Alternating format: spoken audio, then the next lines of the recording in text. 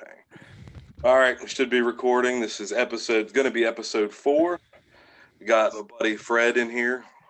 He's happy to be here, I'm sure. Yeah, what's up, Fred? Definitely. I'm definitely happy to be here. Yeah, this is my first one too. So I'm in the same boat as you, Eric. Okay, good. Thank you. God, I felt weird just being here, and now Fred, I like that there's some normalcy to this. Oh yeah, totally. Yeah. Yeah, he's got to balance things out. And Yeah, obviously definitely. we got buddy Erik Woodworth of Laugh Finder fame and all other sorts of fame to be found. Yeah, he's famous. I don't like to Awesome, brag. man. There are tens of people who know me by the first name. I'm not gonna lie. Nice. Like, Nice. I'm the most popular Erik Woodworth on the internet. I know that. Is that true, really? That's awesome. It is now. Hey, it's funny you mentioned that, Fred. And I don't know what the format of the show is, anything, but I feel like I should tell this story, right? So, flashback to when I started out doing comedy. It's 2010, okay, a decade ago. Wow. And I had just lost my job. I'm out of work. I'm just getting into the comedy game, and I decided to Google myself to just see what comes up. And in 2010, I was not the number one Erik Woodworth. In fact, there was another Erik Woodworth. He was a chubby-faced man out of the state of Ohio, and he was in the headlines because he was a elementary school teacher that got fired for fucking kids. So that I was wondering why it was so hard to find a job, because if you searched Erik Woodworth, there was another fat guy that looked exactly like me that was fucking kids, and that's just not going to fly. Is that when you started spelling your name with a K? And then I started spelling my name with a K. I Wow, moved to that's Baltimore from Ohio, and everything worked out. That's the moral of the story. Now you're just allowed to be the janitor at the school. You can't just teach them now. Yeah, the janitors, that janitor privilege. Let me tell you all about it. You head up in the elementary school with a mop and everything. You're allowed to diddle whatever you want. Nobody asks any questions. No, there's lots of questions answered, but you just move to a next school. It's like the Catholic Church. It's fun. Exactly. I'm part of the janitors guild. You're the highest ranking janitor that we know, so you should be honored. That's awesome. I'm killing it, man. I'm killing it. But I will say, You are killing it, man. real format to this show, it's more or less just bullshitting, which is kind of the way I like to deal with it. But yeah, this is a podcast to listen during one smoke break. No. Yeah, usually. Yep. What do you take a longer smoke? Do you take a longer smoke break, or you take a longer poop? What takes longer for you? I take a longer shit for sure, but if you add up the smoke breaks throughout the day, it's definitely. I spread my shits throughout the day. That's what I do. Hey, the non-smokers need breaks too. Exactly, right. I usually do about 5 or 6 a day. Yeah, that's what I do. Yeah. We used to have at my old job what's called a fresh air break, and that's where we would go with the smokers and be like, man, fuck you, these guys get to take a break every like 2-3 hours, and we would go around and throw the football. And I happened to work with right next to a fella, maybe you guys know him, you guys are Ravens fans, but one Michael McCrary. You guys familiar with Michael McCrary? Sure, yeah. Well, he worked right next door to me, and we were throwing the ball out one day, and I went for a long pass, nailed it. Natural athlete, as you guys can tell. And I went over and I looked at Michael McCrary. He was having his fresh air break, and I was like, hey, Mike, go long. And he looked at me, and he said, go fuck yourself, and never spoke with me. Never spoke with me again. Or smoked with you either, right?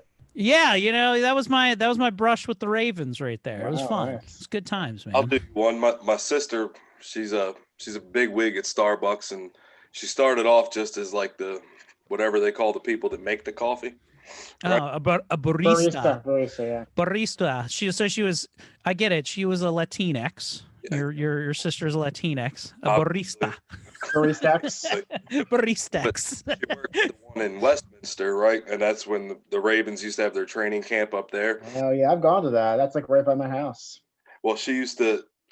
She got to be pretty good friends with Haloti Ngata's wife. And then when he got traded, the deal was before he left Baltimore, he had to buy her a Tom Brady jersey. So my sister has a Tom Brady jersey that was bought by Haloti Ngata before he left. Wow, that's funny. God, Haloti Nada. Can you imagine what that guy's dick looks like? I mean, Oh. it's got to be. I want it to be small because that's the universe correcting fair, itself. right? I mean, yeah, come on. But I know it fucking leaves exit wounds. Like there's no question that a Haloti Nada, like I could take maybe about 4 to 8 inches of just the circumference of a Haloti Nada. He could barely fit the tip in me before he fucking fuck sleeves me. I don't know.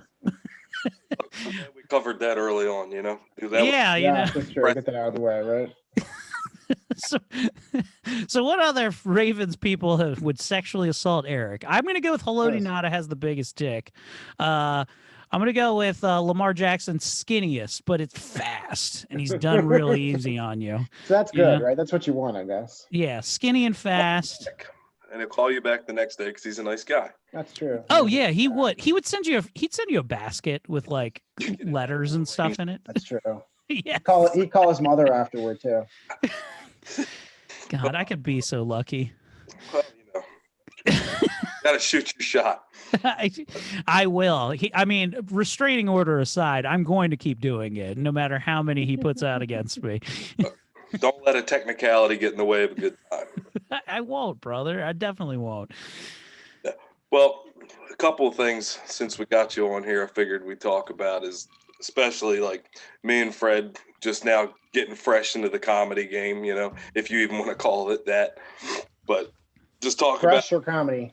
You guys picked a weird time to come in. Like if this is your birth, first of all, I thought being a local comedian was the shittiest of shit, but you've chosen somehow the shittiest time to come into it. On top of it, you're merely scratching the surface of what the shit is, and like that's got to be weird for you guys, right? Like you started off in the Zoom comedy thing. Like you guys are going to be honestly the future. I will die alone and estranged, and you know my daughters will visit my grave just because they're like, I guess he's our dad, right? Like, but that's it. And you guys are going to create the new medium that the folks will follow into the future.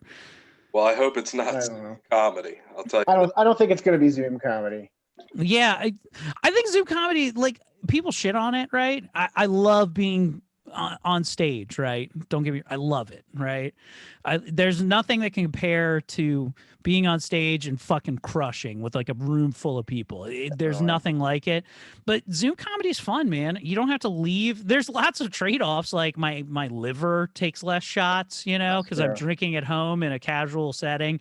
It's just more be funny without creating your laugh track, because like that's what comedy's like. You just kind of create your laugh track and you hope it fucking works. And there's some things, it's an authentic moment, but you know, you never know with Zoom. Like you have to fucking wait and just see the comments. Or like, I think it was funny after the show. LOLs, Like right. God, yeah, it's fucking intense. But also bombing on a Zoom show doesn't suck at all, because you're like, I'm just not gonna fucking read the comments. Were you out of your mind? Just leave meeting. Disable the comments. Yeah. God, I did a show this weekend. It's New Year's Eve, and I don't know when this is coming out, but I did the New Year's Eve show at Magooby's Joke House. And dear friend of mine, I mean this from the bottom of my heart, Mr. Mike Quinlan, who's a genuinely nice person. I love him to death. Known him for years now. Actually, he's been to my home. You know, he's fucked my wife. Lots of shit, right? We go way back. You guys are very close, yeah. But he opened up this show, and I could see he wasn't in the mentality. He was just like, man, I don't know. I'm on here with all you guys, and it's me, Tommy, and like Wendy Townsend. It's kind of a big show, right? And he's nervous, and we're trying to pep talk him. We're like, Mike, you fucking got this, brother. You got this guy the goddamn balls. You're gonna fucking you're gonna make jokes in their ear pussies. You got this, right? And he proceeded to go out there and do what we call in the comedy biz, eat a fucking huge dick. And I mean, not a little one. He fucking bombed so goddamn hard that like, and because we're monsters, I'm in the green room listening to him bomb, and he got lit within the first 3 minutes by the owner.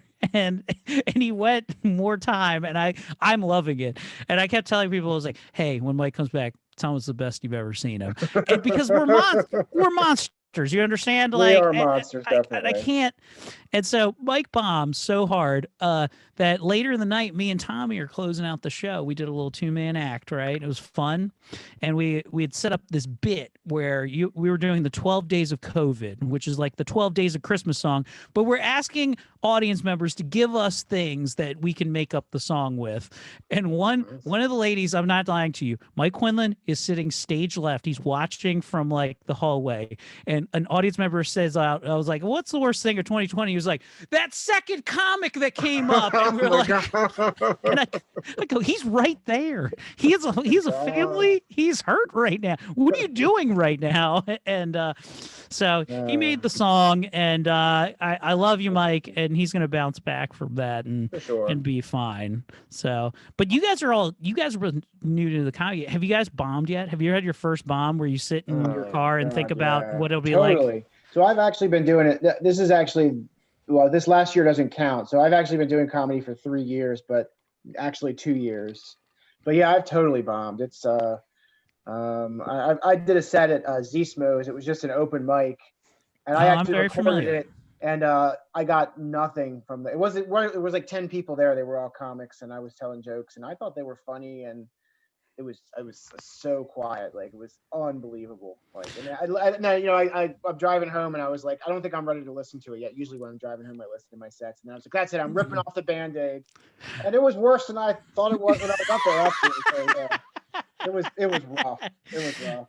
There's nothing like that fucking cold, dark ride home after you fucking bomb, where you just regret not going to HVAC school when you were 19 years old, when your parents would have paid for it. It's a bad feeling. Definitely. And I fucking hate it, but it's bad. It's weird that like comedy is the ultimate trade-off, right? Like the reward of fucking crushing is it's worth the risk of bombing. You take the risk. Yeah, it's crazy, but yeah.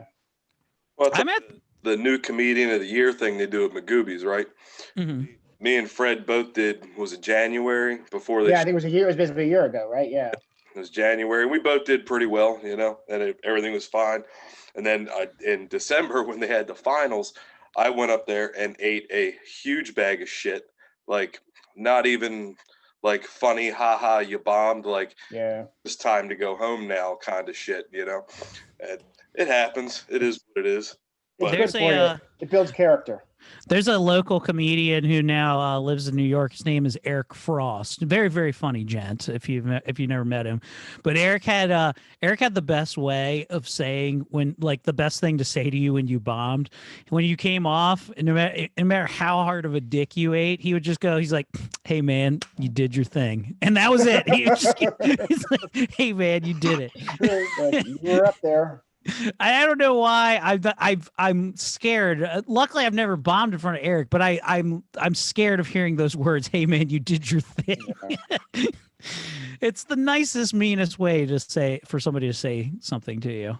When they do the Magooby show, right? You got to bring people, obviously. So I got off stage and went and sat where my sister and my brother-in-laws were both sitting, and I was like, "Yeah, you can't win them all." And my brother-in-law is like, "I don't think you could fucking win any of them." Thanks a lot. Thanks for the telling you what you really think, huh? Yeah. I'll tell you a fun comedian of the year story. Again, a decade earlier, I did that very same contest, and I did not win because I'm not on the wall. But I came in pretty high, but my wife was pregnant with our first child. She had driven me to the show. Okay. So my wife is the person who's watching this. And for some reason, I decided to go off on a riff about something she literally had told me that day in her very pregnant state. And it was about her being pregnant, how it's tough. And I don't remember what the joke was. It wasn't a good joke that it ended up with, but like my whole set went really great. But as I'm telling this, I see my wife stand up and just walk out of the club as I'm starting to talk about this. And after the show, like I get off and I'm looking for her, I'm texting her like, "Where are you at?" She's like, I fucking left. So I had to find a ride home. My wife left me at the Magoobies Comedian of the Year contest 2010, where I believe Stavros Halkias won. Very deserving, hilarious guy. And I think I came in like second or third. It doesn't matter. I was one of the first losers of the contest. That's all that really matters for it. But I did have to ask my sweet brother to come pick me up from Magoobies and drive me home. Well, so that was a career high point, is what you're saying? Yes. I'm still married, so that's good. She likes me enough. She forgave you. That's good. She kept the kid. A lot of good things happened out of that. So do you have a story about when you bombed, Erik? Because in that story, you still did pretty well comedically. I did do well. Imagining you bombing. Oh, I've bombed so many goddamn times. I'll tell you, Here's my best bombing story, okay? So this is, I'm at the Baltimore Comedy Factory, and you guys probably don't know where this Baltimore Comedy Factory was. Currently, they're at I believe, like the Best Western right now.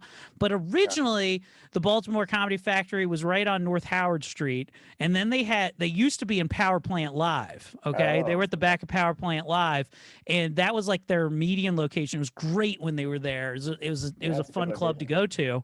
And I was doing the Baltimore Comedy Factory, and I was opening for, God, I can't remember his name, but I know he's in the movie Semi-Pro. It's like Jay something or whatever.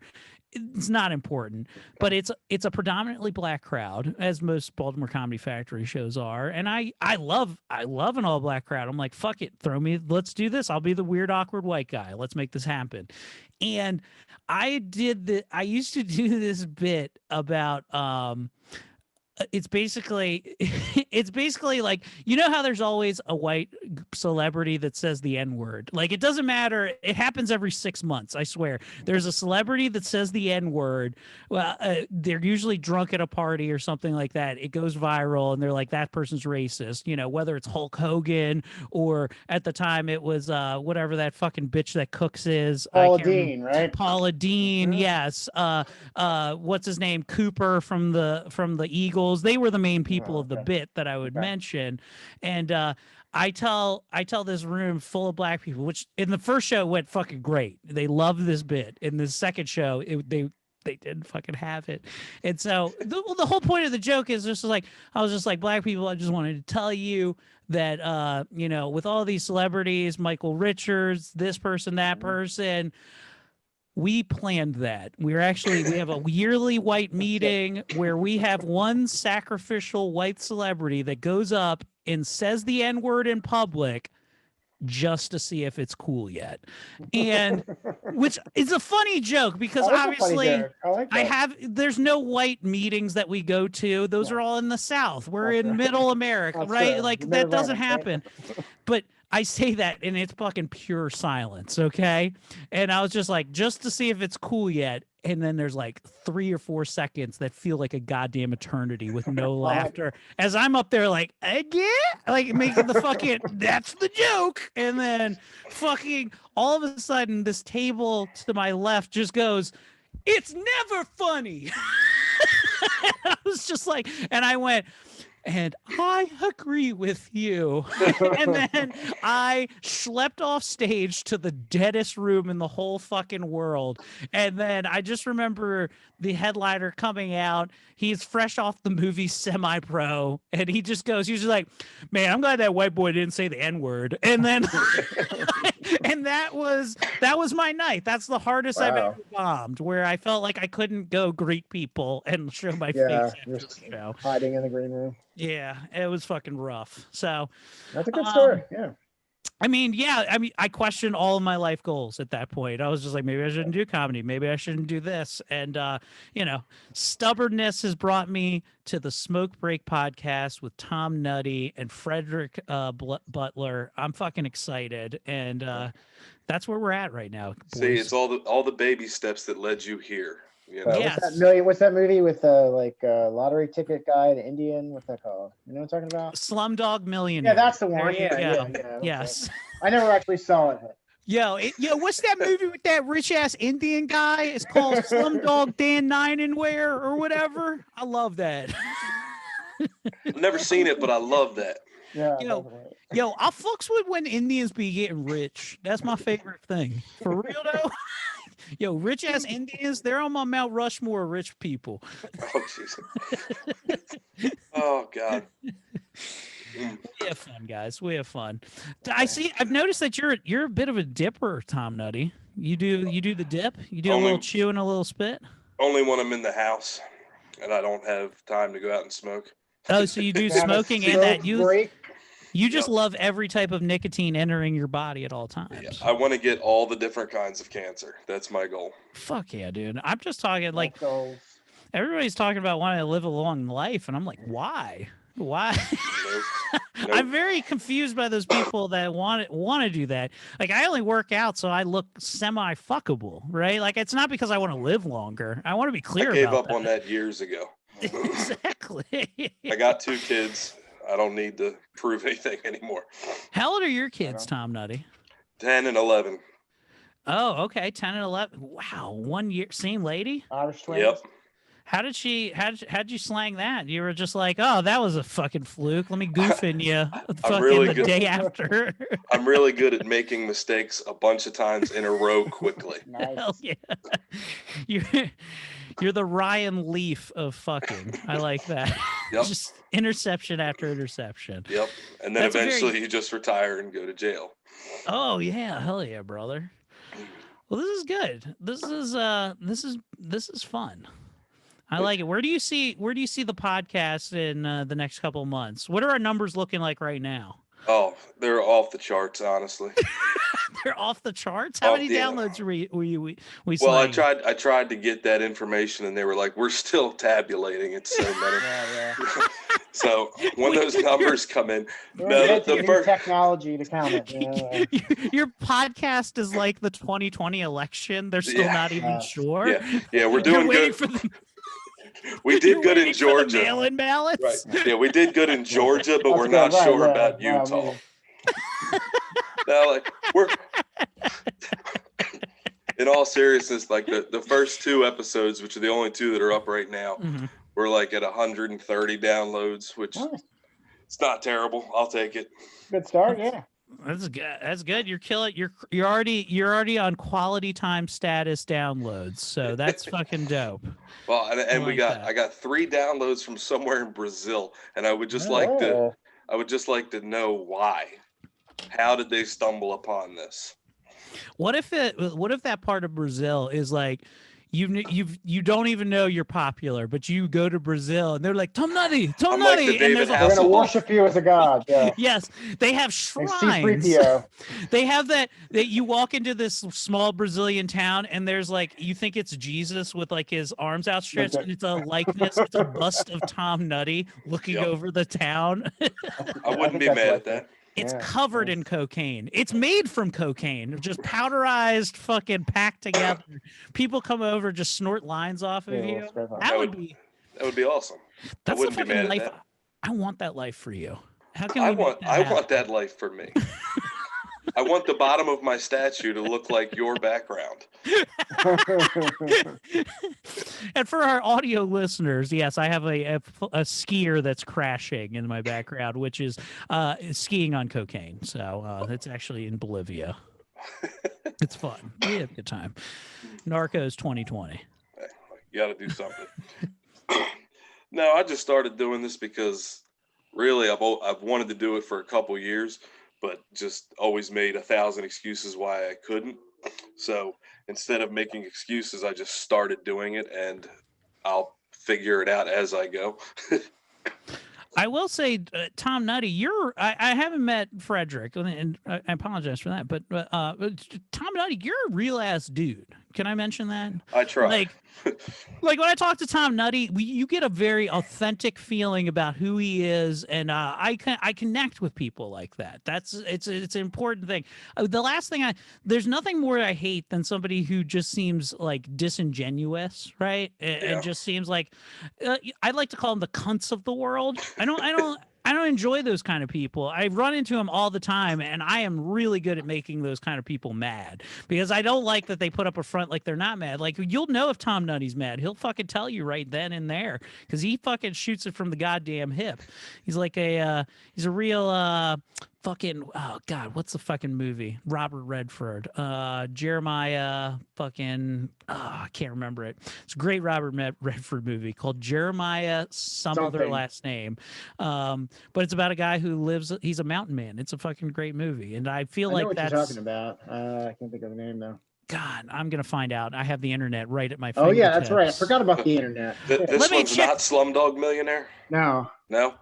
Jeremiah Slumdog. It was Jeremiah something Indian. Jeremiah Johnson. That's what it's called, okay. And it's a real dry comedy from the 70s about a man who just goes into the wilderness, and I fucking love it. And you give off those fucking vibes, Tom Nutty. I'm never more than 2 steps away from just going into the wilderness, so that's probably why.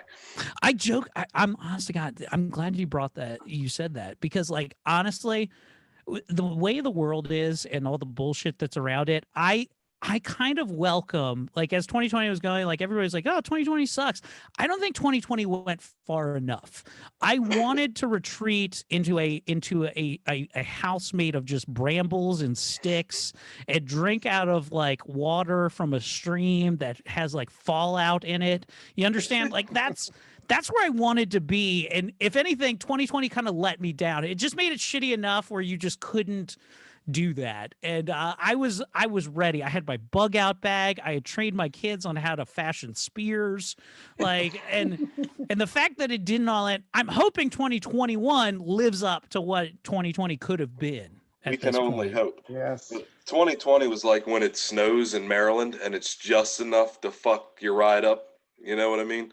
It's not enough to let you stay home from work, but it's enough to take 5 hours to get to work. Sure. God, 2020 is the Maryland of years. That's fucking so horrible. Like, it's funny because I live in Hanover, right? And I always say that is the Dundalk of Pennsylvania because it is.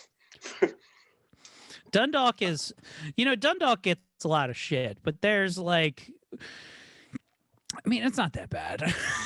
Well, I've been there multiple times. I mean, it's horrible, but it's like every other fucking white trash place I've ever visited. I feel comfortable there. Those are my people. Put it like that. It's northern Glen Burnie.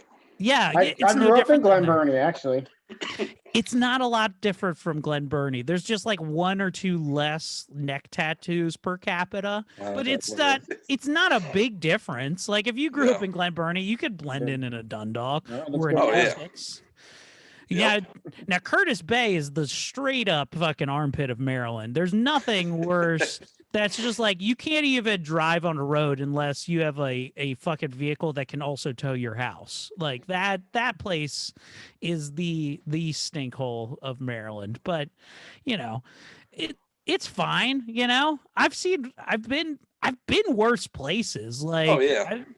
I've been to Newark, New Jersey. I know what that looks like. And that's a nice town. That is a nice town. It's not.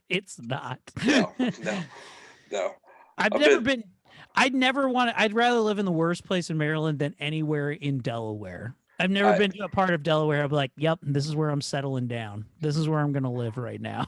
I agree. I grew up in Maryland, and then we moved up here when my son was born, and I regret it every day. Like, literally every day.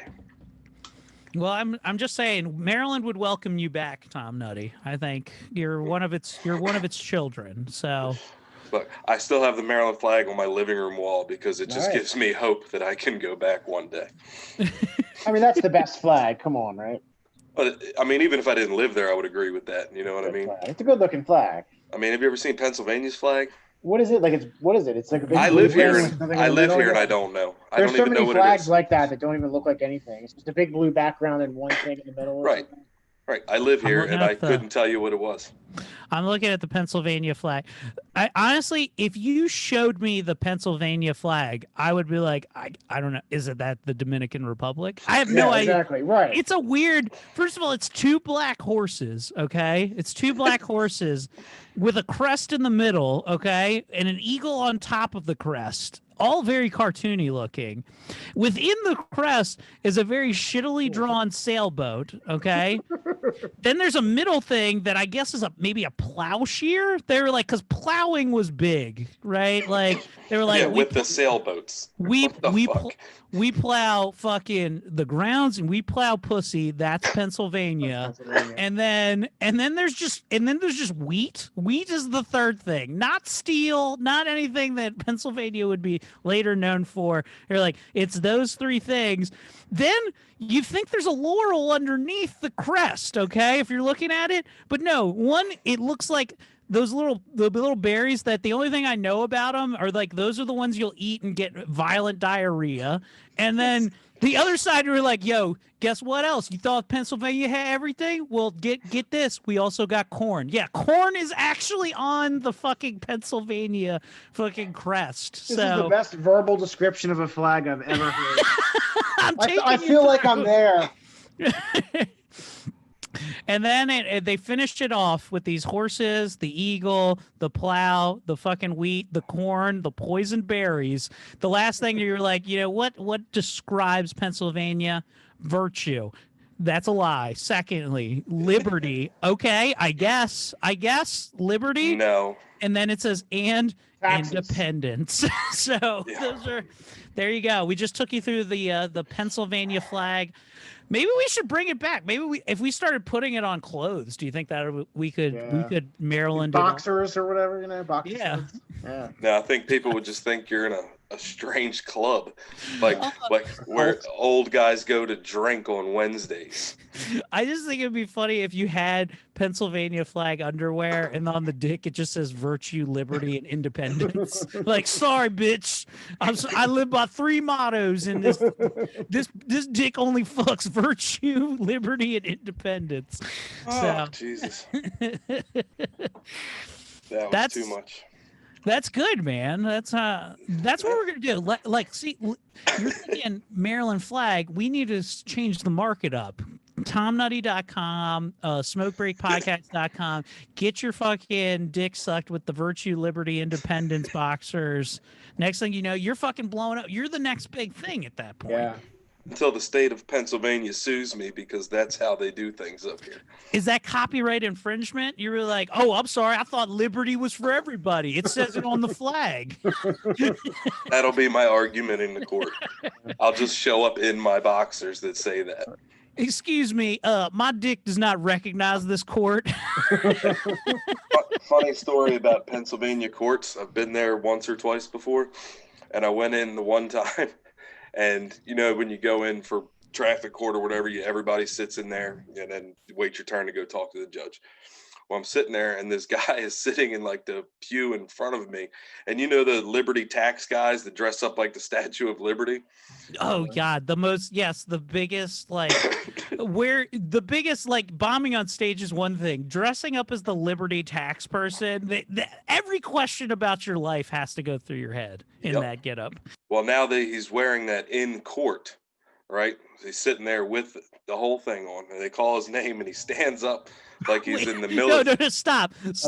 So wait a minute. There's a guy. Is he green face right now? Like, is he full green face? He's just wearing the getup right now. Yes, I'm not even sure if he worked for Liberty Tax. He might have just stolen the outfit. Do you think he walked into court and he was just like, his wife was like, honey, these are some pretty serious charges against you. He was like, quiet down, bitch. Daddy's got this. And he pulls us on. It's like a little known fact. I read through the law books. Guess what? They can't indict the Statue of Liberty. Well, they called his name, right? And he goes up to the judge, and the judge is like, this is not really appropriate, attire for the courtroom. And no bullshit, the guy takes his crown off and puts it behind his back and is like, I'm sorry, Your Honor, and left everything else on. Like the crown was the problem. Does the crowd gasp like, oh, that's not really the Statue of Liberty? It was Dante the whole time. Oh my God. There's a guy, he just full spit takes like, oh my God, it's just a black guy. Like in the Chappelle Show when Neil Brennan's head just exploded. That's what happened.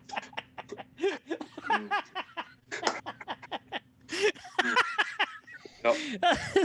This did not happen. This really happened? You're not fucking with me right now. Swear on my children. That was a real story that happened. Show me your children. Are they alive right now? I need to know. I still don't believe. Show me your living children. That's a 100% true story. And God.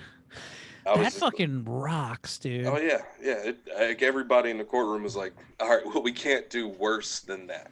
You know? You know what it reminds me of? Have you ever seen the guy who sings his defense to the judge? Yes. God, it reminds me like the idea that is like, it reminds me of that. I'm gonna see if I can. Here, look, I pulled up some audio. Hold on, look. I have the technology where I can share audio with you guys.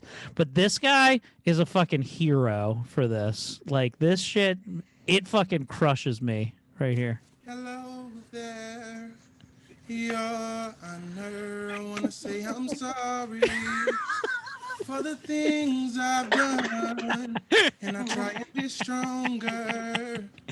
And in this life I chose, but I want you to know that door I closed. And Your Honor, I'm sorry. Then I'm wearing this Statue of Liberty suit in your honor. It would have been way better if the Statue of Liberty guy would have sang his defense. The best when you watch this video, if you go and look it up, it's from 2016. But when you look at his defense team, and they're just like, they're staring straight forward, like they can't even make eye contact with him. Like, we told him it was a fucking bad idea to try to sing to the judge on today. Like, there's a guy who's a public defender. He was just like, this is my fucking job. I heard a guy who's like, don't worry. I know you're trying to do what's in my best interest. I think I got this. I got this new fire track, and I know it's going to work out. Also, Your Honor, here's my mixtape. It is so hot. Please don't touch it unless you have gloves on. Like, I like the way the best thing that he could come up with was just, I'm sorry. Like, you could have just said that. You didn't. That shit fucking rocks so much, dude. Like, I want to be that guy. I want to be the guy who thinks that's a great idea, because that guy lives. You understand? I realize that's a tough time in his life, like in front of a judge, his future behind bars being determined. But to have the audacity, right? Like, to think, like, through all of that, right? Like, that this is how I'm going to get out of this situation. Like, he lives a kind of life that I can only imagine, right? Like, I can't, It's not a sad life. No. It's not a sad life at all. I'm kind of jealous, yeah. Yeah, there's no way where I ever thought, you know what? A musical is going to get me out of this now. Like, I've been in front of a judge several times, and not one time did I ever think to sing my way out. Nope. Not even once. How did this guy get sentenced? He got fucked, right? Like, the judge didn't like it. What if the judge sang back the sentence? That would have been even That would better. have been amazing. That would have been great. They do a whole dance number in the middle. And then Nick Cannon comes out and they reveal who the judge is. Oh, it'd been great. God, the one day.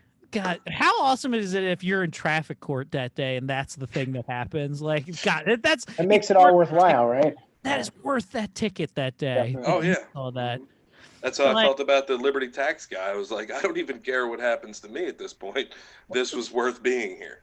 Like, I've seen Metallica live, I've seen Tom Petty live, but if I went to traffic court and saw this guy perform this on the day it happened, like, there's never a better thing that I would have seen in my life. I was like, those can all go by the wayside.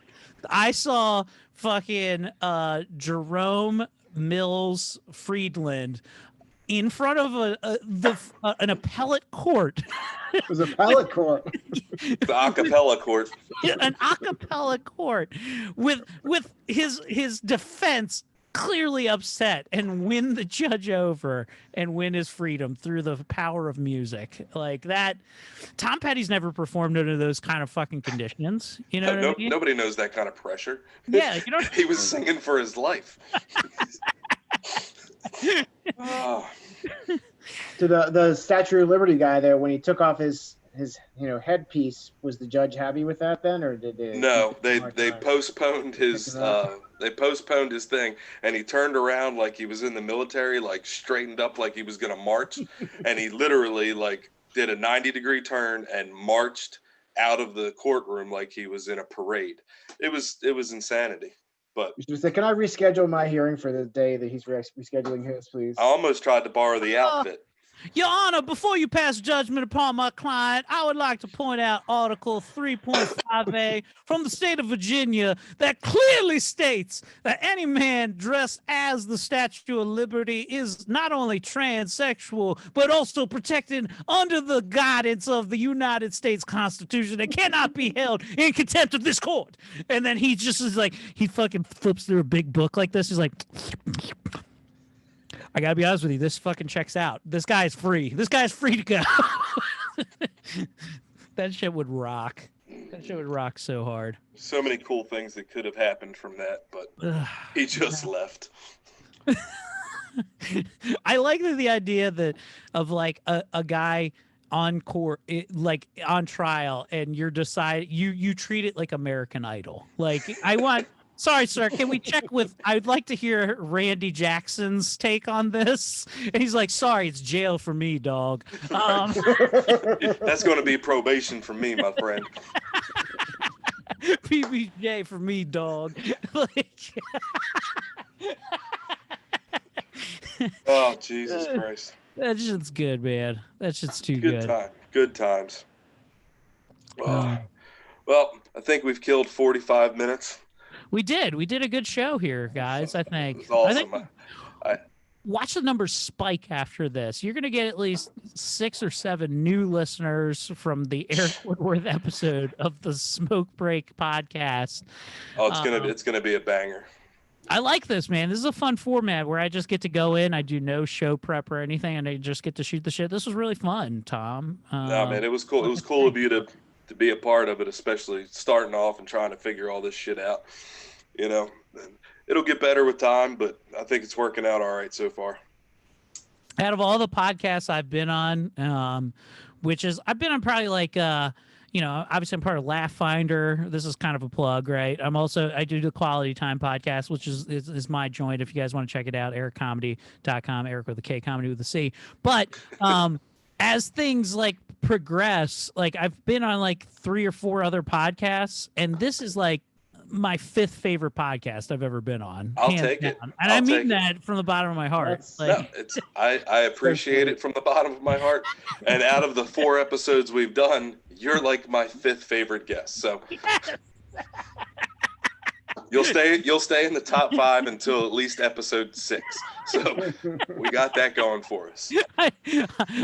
I went on the Smoke Bake podcast, and all I got was this "I bombed on the Smoke Bake podcast" T-shirt that was sent to my house.